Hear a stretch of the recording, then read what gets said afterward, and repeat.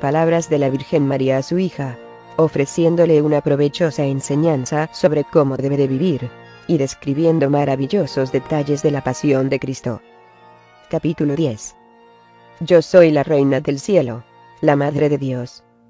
Te dije que debías llevar un broche sobre tu pecho.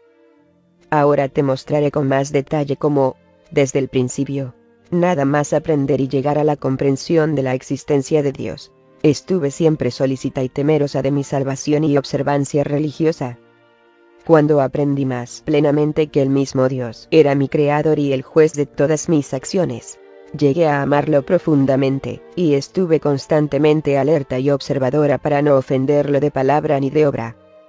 Cuando supe que había dado su ley y mandamientos a su pueblo, y obró tantos milagros a través de ellos, hice la inalterable resolución en mi alma de no amar nada más que a Él, y las cosas mundanas se volvieron muy amargas para mí. Entonces, sabiendo que el mismo Dios redimiría al mundo y nacería de una virgen, yo estaba tan conmovida de amor por Él que no pensaba en nada más que en Dios, ni quería nada que no fuera Él. Me alejé, en lo posible, de la conversación y presencia de parientes y amigos, y le di a los necesitados todo lo que había llegado a tener, quedándome solo con una moderada comida y vestido.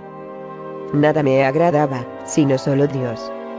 Siempre esperé en mi corazón vivir hasta el momento de su nacimiento, y, quizá, aspiré a convertirme en una indigna servidora de la Madre de Dios. También hice en mi corazón el voto de preservar mi virginidad, si esto era aceptable para Él, y de no poseer nada en el mundo. Pero si Dios hubiera querido otra cosa, mi deseo era que se cumpliera en mí su deseo, y no el mío, porque creí en que Él era capaz de todo, y que Él solo querría lo mejor para mí. Por ello, sometí a Él toda mi voluntad. Cuando llegó el tiempo establecido para la presentación de las vírgenes en el templo del Señor, estuve presente con ellas, gracias a la religiosa obediencia de mis padres. Pensé para mí que nada era imposible para Dios, y que, como Él sabía que yo no deseaba ni quería nada más que a Él, Él podría preservar mi virginidad, si esto le agradaba, y, si no, que se hiciera su voluntad. Tras haber escuchado todos los mandamientos en el templo, volví a casa aún ardiendo más que nunca en mi amor hacia Dios, siendo inflamada con nuevos fuegos y deseos de amor cada día. Por eso, me aparté aún más de todos los demás, y estuve sola noche y día, con gran temor de que mi boca hablase, o mis oídos oyesen algo contra Dios, o de que mis ojos mirasen algo en lo que se complacieran. En mi silencio, sentí también temor y ansiedad por si estuviera callando en algo que debiera de hablar. Con estas turbaciones en mi corazón, y a solas conmigo misma, encomendé todas mis esperanzas a Dios. En aquel momento, vino a mi pensamiento considerar el gran poder de Dios, cómo los ángeles y todas las criaturas le sirven, y cómo es su gloria indescriptible y eterna.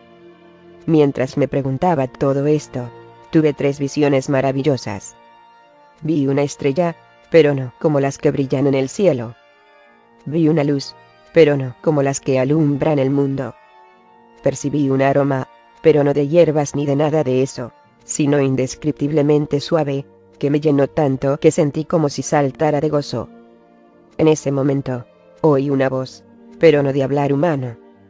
Tuve mucho miedo cuando la oí, y me pregunté si sería una ilusión. Entonces, apareció ante mí un ángel de Dios en una bellísima forma humana, pero no revestido de carne, y me dijo: Ave, llena de gracia. Al oírlo, me pregunté qué significaba aquello, o por qué me había saludado de esa forma, pues sabía y creía que yo era indigna de algo semejante, o de algo tan bueno, pero también sabía que, para Dios no era imposible hacer todo lo que quisiese. Acto seguido, el ángel añadió: El hijo que ha de nacer en ti es santo, y se llamará Hijo de Dios. Se hará como a Dios le place. Aún no me creí digna, ni le pregunté al ángel, ¿por qué?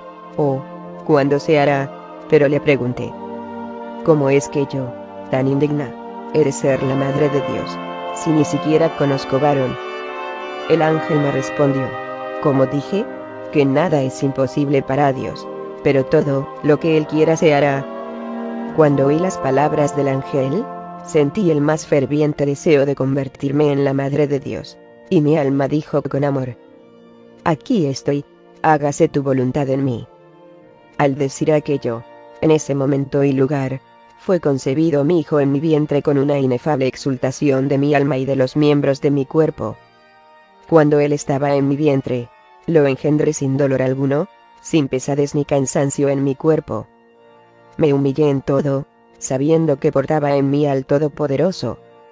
Cuando lo alumbré, lo hice sin dolor ni pecado, igual que cuando lo concebí, con tal exultación de alma y cuerpo que sentí como si caminara sobre el aire, gozando de todo.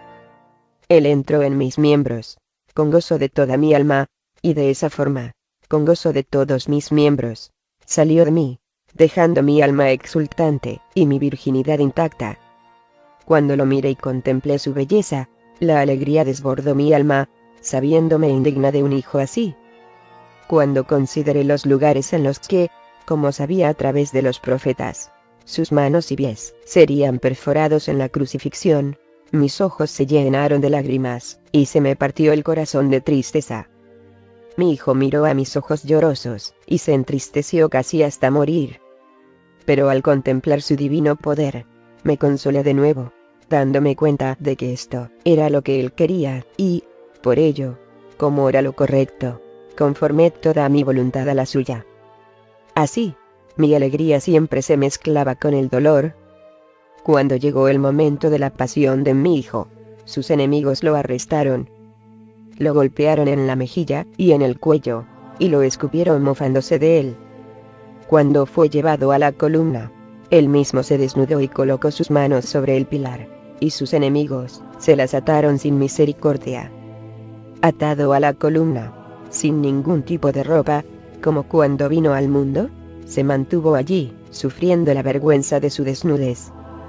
Sus enemigos lo cercaron, y, estando huidos todos sus amigos, flagelaron su purísimo cuerpo, limpio de toda mancha y pecado. Al primer latigazo yo, que estaba en las cercanías, caí casi muerta, y, al volver en mí, vi en mi espíritu su cuerpo azotado y llagado hasta las costillas. Lo más horrible fue que, cuando le retiraron el azote, las correas engrosadas habían surcado su carne. Estando ahí mi hijo, tan ensangrentado y lacerado que no le quedó ni una sola zona sana en la que azotar, alguien apareció y preguntó: «¿Lo vais a matar sin estar sentenciado?». Y directamente le cortó las amarras. Entonces, mi hijo se puso sus ropas, y vi cómo quedó lleno de sangre el lugar donde había estado, y, por sus huellas, pude ver por dónde anduvo, pues el suelo quedaba empapado de sangre allá donde él iba. No tuvieron paciencia cuando se vestía, lo empujaron y lo arrastraron a empellones, y con prisa. Siendo tratado como un ladrón, mi hijo se secó la sangre de sus ojos. Nada más ser sentenciado, le impusieron la cruz para que la cargara. La llevó un rato, pero después vino uno que la cogió, y la cargó por él. Mientras mi hijo iba hacia el lugar de su pasión, algunos le golpearon el cuello, y otros le abofetearon la cara. Le daban con tanta fuerza que, aunque yo no veía quién le pegaba, oía claramente el sonido de la bofetada. Cuando llegué con él al lugar de la pasión, vi todos los instrumentos de su muerte allí preparados. Al llegar allí, él solo se desnudó, mientras que los verdugos se decían entre sí: «Estas ropas son nuestras, y él no las recuperará, porque está condenado a muerte». Mi hijo estaba allí, desnudo como cuando nació, y, en esto, alguien vino corriendo, y le ofreció un velo con el cual él, contento, pudo cubrir su intimidad. Después, sus crueles ejecutores lo agarraron, y lo extendieron en la cruz, clavando primero su mano derecha en el extremo de la cruz que tenía hecho el agujero para el clavo. Perforaron su mano en el punto en el que el hueso era más sólido. Con una cuerda, le estiraron la otra mano, y se la clavaron en el otro extremo de la cruz de igual manera. A continuación, cruzaron su pie derecho con el izquierdo por encima, usando 2 clavos de forma que sus nervios y venas se le extendieron y desgarraron. Después le pusieron la corona de espinas, y se la apretaron tanto que la sangre que salía de su reverenda cabeza le tapaba los ojos, le obstruía los oídos, y le empapaba la barba al caer. Estando así en la cruz, herido y sangriento, sintió compasión de mí, que estaba allí sollozando, y, mirando con sus ojos ensangrentados en dirección a Juan, mi sobrino, me encomendó a él. Al tiempo, pude oír a algunos diciendo que mi hijo era un ladrón, otros que era un mentiroso, y aún otros diciendo que nadie merecía la muerte más que él. Al oír todo esto, se renovaba mi dolor. Como dije antes, cuando le hincaron el primer clavo, esa primera sangre me impresionó tanto que caí como muerta, mis ojos cegados en la oscuridad, mis manos temblando, mis pies inestables. En el impacto de tanto dolor no pude mirarlo hasta que lo terminaron de clavar. Cuando pude levantarme, vi a mi hijo colgando allí miserablemente, y, consternada de dolor, yo madre suya y triste, apenas me podía mantener en pie. Viéndome a mí, y a sus amigos llorando desconsoladamente, mi hijo gritó en voz alta y desgarrada diciendo: «Padre, ¿por qué me has abandonado?». Era como decir: «Nadie se compadece de mí, sino tú, Padre». Entonces sus ojos parecían medio muertos, sus mejillas estaban hundidas, su rostro lúgubre, su boca abierta y su lengua ensangrentada. Su vientre se había absorbido hacia la espalda, todos sus fluidos quedaron consumidos como si no tuviera órganos. Todo su cuerpo estaba pálido y lánguido debido a la pérdida de sangre. Sus manos y pies estaban muy tiesos y estirados al haber sido forzados para adaptarlos a la cruz. Su barba y su cabello estaban completamente empapados en sangre. Estando así, lacerado y lívido, tan solo su corazón se mantenía vigoroso, pues tenía una buena y fuerte constitución. De mi carne, él recibió un cuerpo purísimo y bien proporcionado. Su cutis era tan fino y tierno que al menor arañazo, inmediatamente le salía sangre, que resaltaba sobre su piel tan pura. Precisamente por su buena constitución, la vida luchó contra la muerte en su llagado cuerpo. En ciertos momentos, el dolor en las extremidades y fibras de su lacerado cuerpo le subía hasta el corazón, aún vigoroso y entero, y esto le suponía un sufrimiento increíble. En otros momentos, el dolor bajaba desde su corazón hasta sus miembros heridos, y, al suceder esto, se prolongaba la amargura de su muerte. Sumergido en la agonía, mi hijo miró en derredor y vio a sus amigos que lloraban, y que hubieran preferido soportar ellos mismos el dolor con su auxilio, o haber ardido para siempre en el infierno, antes que verlo tan torturado. Su dolor por el dolor de sus amigos excedía toda la amargura y tribulaciones que había soportado en su cuerpo y en su corazón, por el amor que les tenía. Entonces, en la excesiva angustia corporal de su naturaleza humana, clamó a su padre: «Padre, en tus manos encomiendo mi espíritu». Cuando yo, madre suya y triste, oí esas palabras, todo mi cuerpo se conmovió con el dolor amargo de mi corazón, y todas las veces que las recuerdo lloro desde entonces, pues han permanecido presentes y recientes en mis oídos. Cuando se le acercaba la muerte, y su corazón se reventó con la violencia de los dolores, todo su cuerpo se convulsionó y su cabeza se levantó un poco, para después caérsele otra vez. Su boca quedó abierta y su lengua podía ser vista toda sangrante. Sus manos se retrajeron un poco del lugar de la perforación y sus pies cargaron más con el peso de su cuerpo. Sus dedos y brazos parecieron extenderse y su espalda quedó recta contra la cruz. Entonces, algunos me decían: «María, tu hijo ha muerto». Otros decían: «Ha muerto pero resucitará». A medida que todos se iban marchando, vino un hombre y le clavó una lanza en el costado con tanta fuerza que casi se le salió por el otro lado. Cuando le sacaron la espada, su punta estaba teñida de sangre roja, y me pareció como si me hubieran perforado mi propio corazón cuando vi a mi querido hijo traspasado. Después lo descolgaron de la cruz, y yo tomé su cuerpo sobre mi regazo. Parecía un leproso, completamente lívido. Sus ojos estaban muertos y llenos de sangre, su boca tan fría como el hielo, su barba erizada y su cara contraída. Sus manos estaban tan descoyuntadas que no se sostenían siquiera encima de su vientre. Le tuve sobre mis rodillas como había estado en la cruz, como un hombre contraído en todos sus miembros. Tras esto le tendieron sobre una sábana limpia y, con mi pañuelo, le sequé las heridas y sus miembros, y cerré sus ojos y su boca, que había estado abierta cuando murió. Así lo colocaron en el sepulcro. De buena gana, me hubiera colocado allí, viva con mi hijo, si esa hubiera sido su voluntad. Terminado todo esto, vino el bondadoso Juan, y me llevó a su casa. Mira, hija mía, cuánto ha soportado mi hijo por ti.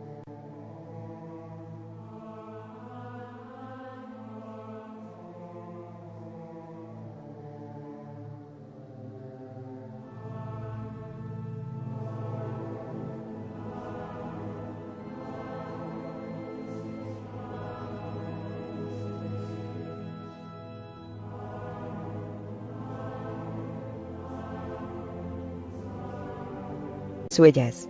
Pude ver por dónde anduvo, pues el suelo quedaba empapado de sangre allá donde él iba. No tuvieron paciencia cuando se vestía, lo empujaron y lo arrastraron a empellones, y con prisa. Siendo tratado como un ladrón, mi hijo se secó la sangre de sus ojos. Nada más ser sentenciado, le impusieron la cruz para que la cargara. La llevó un rato, pero después vino uno que la cogió, y la cargó por él. Mientras mi hijo iba hacia el lugar de su pasión, algunos le golpearon el cuello, y otros le abofetearon la cara. Le daban con tanta fuerza que, aunque yo no veía quién le pegaba, oía claramente el sonido de la bofetada. Cuando llegué con él al lugar de la pasión, vi todos los instrumentos de su muerte allí preparados. Al llegar allí, él solo se desnudó, mientras que los verdugos se decían entre sí: estas ropas son nuestras, y él no las recuperará, porque está condenado a muerte. Mi hijo estaba allí, desnudo como cuando nació, y, en esto, alguien vino corriendo, y le ofreció un velo con el cual él, contento, pudo cubrir su intimidad. Después, sus crueles ejecutores lo agarraron, y lo extendieron en la cruz, clavando primero su mano derecha en el extremo de la cruz que tenía hecho el agujero para el clavo. Perforaron su mano en el punto en el que el hueso era más sólido. Con una cuerda, le estiraron la otra mano, y se la clavaron en el otro extremo de la cruz de igual manera. A continuación, cruzaron su pie derecho con el izquierdo por encima, usando 2 clavos de forma que sus nervios y venas se le extendieron y desgarraron. Después le pusieron la corona de espinas, y se la apretaron tanto que la sangre que salía de su reverenda cabeza le tapaba los ojos, le obstruía los oídos, y le empapaba la barba al caer. Estando así en la cruz, herido y sangriento, sintió compasión de mí, que estaba allí sollozando, y, mirando con sus ojos ensangrentados en dirección a Juan, mi sobrino, me encomendó a él. Al tiempo, pude oír a algunos diciendo que mi hijo era un ladrón, otros que era un mentiroso, y aún otros diciendo que nadie merecía la muerte más que él. Al oír todo esto, se renovaba mi dolor. Como dije antes, cuando le hincaron el primer clavo, esa primera sangre me impresionó tanto que caí como muerta, mis ojos cegados en la oscuridad, misma siendo inflamada con nuevos fuegos y deseos de amor cada día. Por eso, me aparté aún más de todos los demás, y estuve sola noche y día, con gran temor de que mi boca hablase, o mis oídos oyesen algo contra Dios, o de que mis ojos mirasen algo en lo que se complacieran. En mi silencio, sentí también temor y ansiedad por si estuviera callando en algo que debiera de hablar. Con estas turbaciones en mi corazón, y a solas conmigo misma, encomendé todas mis esperanzas a Dios. En aquel momento, vino a mi pensamiento considerar el gran poder de Dios, como los ángeles y todas las criaturas le sirven, y cómo es su gloria indescriptible y eterna. Mientras me preguntaba todo esto, tuve 3 visiones maravillosas. Vi una estrella, pero no como las que brillan en el cielo. Vi una luz, pero no como las que alumbran el mundo. Percibí un aroma, pero no de hierbas ni de nada de eso, sino indescriptiblemente suave, que me llenó tanto que sentí como si saltara de gozo. En ese momento, oí una voz, pero no de hablar humano. Tuve mucho miedo cuando la oí, y me pregunté si sería una ilusión. Entonces, apareció ante mí un ángel de Dios en una bellísima forma humana, pero no revestido de carne, y me dijo: Ave, llena de gracia. Al oírlo, me pregunté qué significaba aquello, o por qué me había saludado de esa forma, pues sabía y creía que yo era indigna de algo semejante, o de algo tan bueno, pero también sabía que, para Dios no era imposible hacer todo lo que quisiese. Acto seguido, el ángel añadió: El hijo que ha de nacer en ti es santo, y se llamará Hijo de Dios. Se hará como a Dios le place. Aún no me creí digna, ni le pregunté al ángel, ¿por qué? O, ¿cuándo se hará? Pero le pregunté: ¿Cómo es que yo, tan indigna, he de ser la madre de Dios, si ni siquiera conozco varón? El ángel me respondió: Como dije, que nada es imposible para Dios, pero todo lo que Él quiera se hará. Cuando oí las palabras del ángel, sentí el más ferviente deseo de convertirme en la madre de Dios, y mi alma dijo con amor: Aquí estoy, hágase tu voluntad en mí. Al decir aquello, en ese momento y lugar, fue concebido mi hijo en mi vientre con una inefable exultación de mi alma y de los miembros de mi cuerpo. Cuando él estaba en mi vientre, manos temblando, mis pies inestables. En el impacto de tanto dolor no pude mirarlo hasta que lo terminaron de clavar. Cuando pude levantarme, vi a mi hijo colgando allí miserablemente, y, consternada de dolor, yo madre suya y triste, apenas me podía mantener en pie. Viéndome a mí, y a sus amigos llorando desconsoladamente, mi hijo gritó en voz alta y desgarrada diciendo: Padre, ¿por qué me has abandonado? Era como decir: Nadie se compadece de mí, sino tú, Padre. Entonces sus ojos parecían medio muertos, sus mejillas estaban hundidas, su rostro lúgubre, su boca abierta y su lengua ensangrentada. Su vientre se había absorbido hacia la espalda, todos sus fluidos quedaron consumidos como si no tuviera órganos. Todo su cuerpo estaba pálido y lánguido debido a la pérdida de sangre. Sus manos y pies estaban muy tiesos y estirados al haber sido forzados para adaptarlos a la cruz. Su barba y su cabello estaban completamente empapados en sangre. Estando así, lacerado y lívido, tan solo su corazón se mantenía vigoroso, pues tenía una buena y fuerte constitución. De mi carne, él recibió un cuerpo purísimo y bien proporcionado. Su cutis era tan fino y tierno que al menor arañazo, inmediatamente le salía sangre, que resaltaba sobre su piel tan pura. Precisamente por su buena constitución, la vida luchó contra la muerte en su llagado cuerpo. En ciertos momentos, el dolor en las extremidades y fibras de su lacerado cuerpo le subía hasta el corazón, aún vigoroso y entero, y esto le suponía un sufrimiento increíble. En otros momentos, el dolor bajaba desde su corazón hasta sus miembros heridos, y, al suceder esto, se prolongaba la amargura de su muerte. Sumergido en la agonía, mi hijo miró en derredor y vio a sus amigos que lloraban, y que hubieran preferido soportar ellos mismos el dolor con su auxilio, o haber ardido para siempre en el infierno, antes que verlo tan torturado.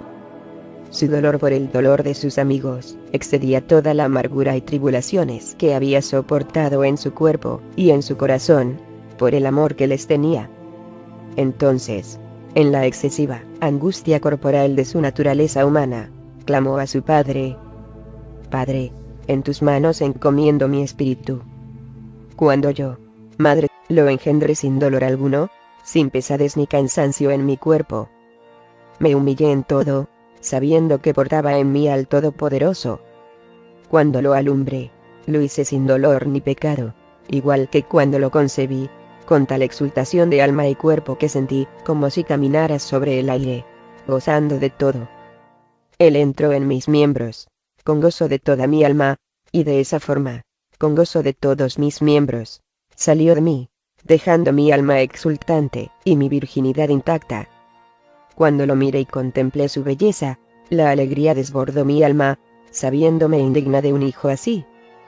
Cuando consideré los lugares en los que, como sabía a través de los profetas, sus manos y pies serían perforados en la crucifixión, mis ojos se llenaron de lágrimas, y se me partió el corazón de tristeza.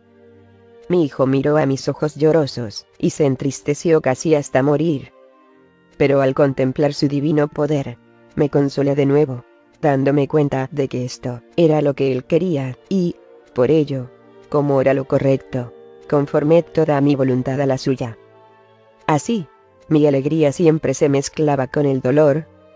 Cuando llegó el momento de la pasión de mi hijo, sus enemigos lo arrestaron. Lo golpearon en la mejilla y en el cuello, y lo escupieron mofándose de él. Cuando fue llevado a la columna, él mismo se desnudó y colocó sus manos sobre el pilar, y sus enemigos se las ataron sin misericordia. Atado a la columna, sin ningún tipo de ropa, como cuando vino al mundo, se mantuvo allí, sufriendo la vergüenza de su desnudez.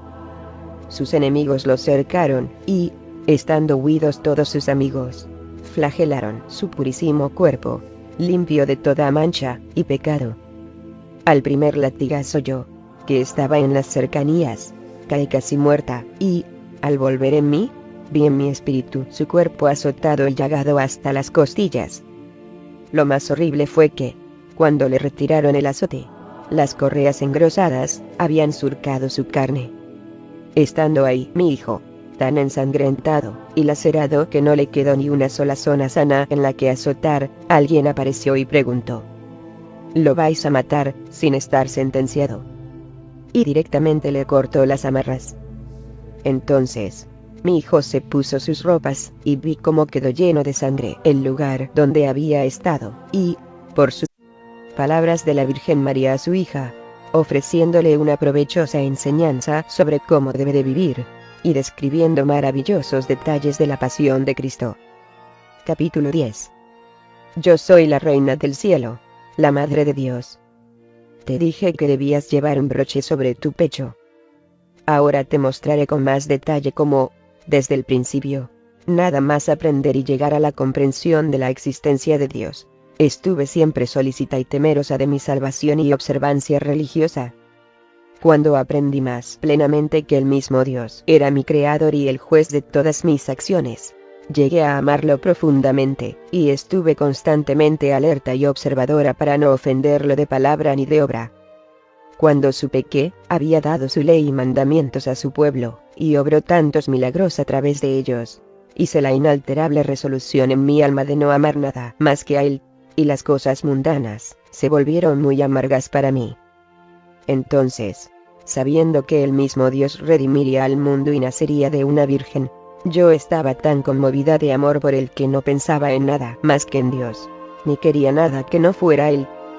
Me alejé, en lo posible, de la conversación y presencia de parientes y amigos, y le di a los necesitados todo lo que había llegado a tener, quedándome solo con una moderada comida y vestido. Nada me agradaba, sino solo Dios.